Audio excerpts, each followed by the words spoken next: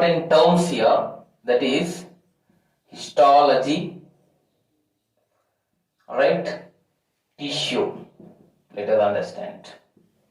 So, I have already told the definition of tissues.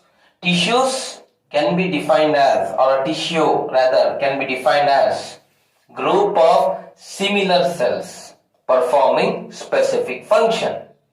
And this study of tissues is the branch of science which deals with the study of, or rather we can say the microscopic study of tissues, alright, and organs in relation to their function. What type of function they perform, alright, is also important. So, histology is a branch of science which deals with the microscopic study of tissues and organs with relation to their function. So, see, dear students, rather we can divide it as such. Actually, this term is derived from Greek, histology.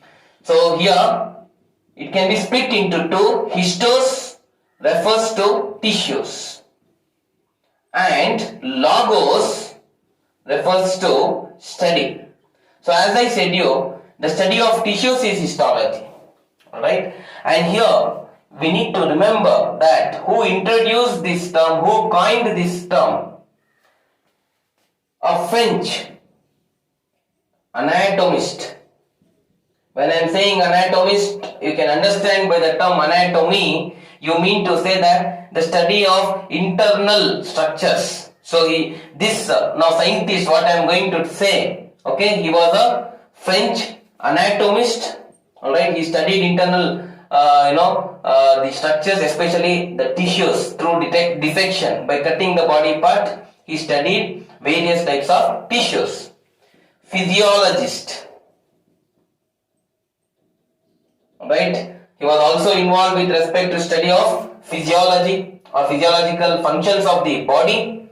And let me tell you that this person is Mary Francois Xavier Bichet. Alright, this is the full name. Alright, he is referred to as the founder of histology. Alright, his contributions are very noteworthy. Alright, and he is responsible for, okay, in simple sense you can say Xavier Bichet. Alright, so this person, this personality is responsible for introducing the term what we refer to as tissue. In fact, here when we consider these tissues, dear students, there are so many important aspects we need to remember.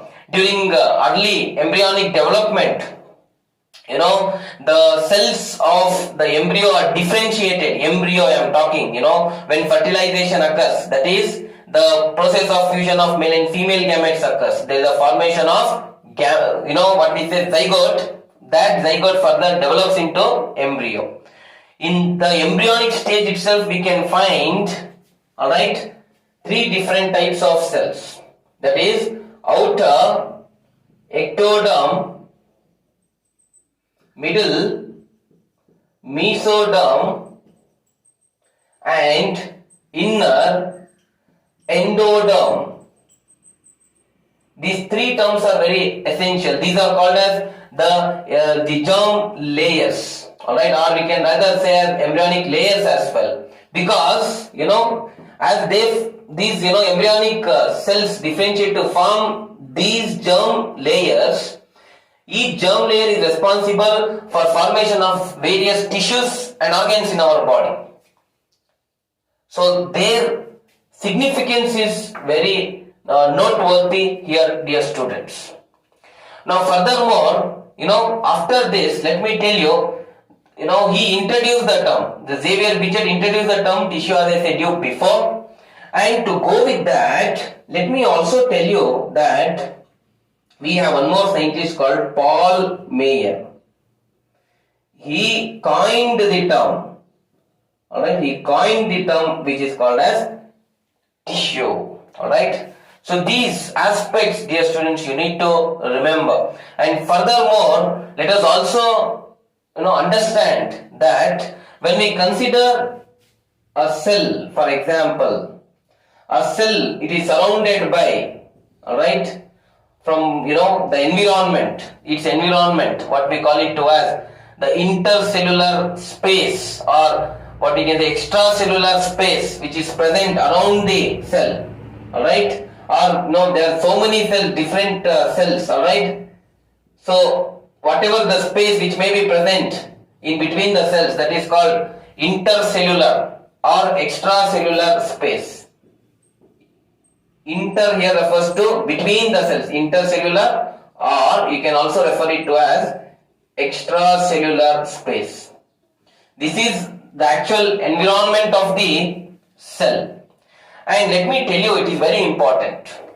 This intercellular or extracellular environment of the cell is very important because from where the cell has to exchange various nutrients, which is required for the functioning of the cell. Not only in exchanging, after the cell performs its functions, later it has to give away all the waste, it has to expel, it has to throw away, alright, all the waste which are produced in the cell, and it is excited to that environment, that is the intercellular or the extracellular environment.